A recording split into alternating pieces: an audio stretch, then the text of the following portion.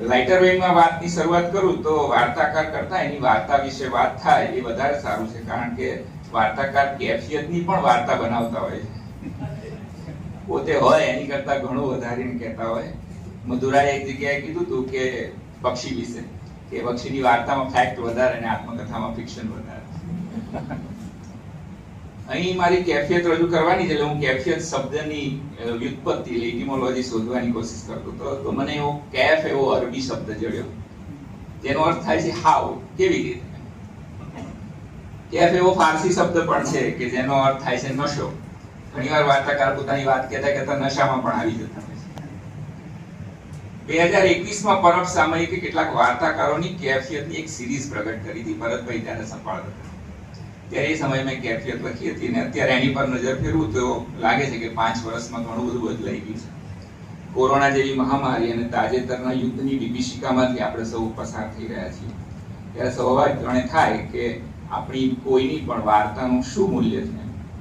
જેમ રસ્તી કહે છે, ઈગેન્દ્રભાઈએ કીધું કે કવિતા રિવોલ્વરની બુલેટને અટકાવી નહીં શકે, કે વાર્તા કોઈ બોમ્બને ડિફ્યુઝ નહીં કરી શકે. તેમ છતાં રસ્તી કહે છે કે કવિતા કે વાર્તા વડે તમે તમારું સત્ય ગાઈ શકો છો અને જુઠ્ઠાણાઓને ઉઘાડા પાડી શકો છો.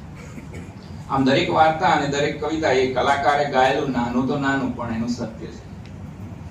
હવે આપણે જે સમયમાં જીવી રહ્યા છીએ એ પોસ્ટ ટ્રુથના જમાનામાં આપણા નાના નાના સત્યો ઉપર પણ હવે જોખમ આવી ગયા છે. એટલે અત્યારે અગેન આપણે એક નવા જ પ્રકારની ક્રાઇસિસમાંથી પસાર થતા હોય એવું લાગે છે. ફ્રેન્ચ ભાષા વિજ્ઞાની રોલા બાર્થનું એક પુસ્તક છે માઇથોલોજી કરીને, જેમાં સિનેમા, સરકારી તંત્રની જાહેર ખબર, વોશિંગ પાવડર, રમકડું વગેરે ઉપર કેટલાક ઇન્સાઇટફુલ આર્ટિકલ્સ છે. એ પુસ્તકમાં એમણે સાહિત્ય શું છે એ જવાબ આપવાની કોશિશ કરી છે. બાર્થ કહે છે કે સાહિત્ય ભાષા અને જગતને સમજવાનો પ્રયત્ન કરે છે, પણ ભાષા અને જગત શું છે એનો આજ દિન સુધી સાહિત્ય સંતોષકારક જવાબ આપી શક્યું નથી. વિશ્વનું કોઈ પણ સાહિત્ય પોતે જ ઉભા કરેલા પ્રશ્નોના જવાબ આપી શક્યું નથી, કારણ કે માણસ હવે જુદા પ્રકારે વિચ્છિન્ન બન્યો છે. એને પોતાને જ આનંદ આવે એવી રીતે વિચ્છિન્ન બન્યો છે. આજકાલ મારા મનમાં એક વિચાર ચાલે છે કે વર્તમાન સમયમાં આપણી આસપાસ કેટલું બધું ચાલી રહ્યું છે.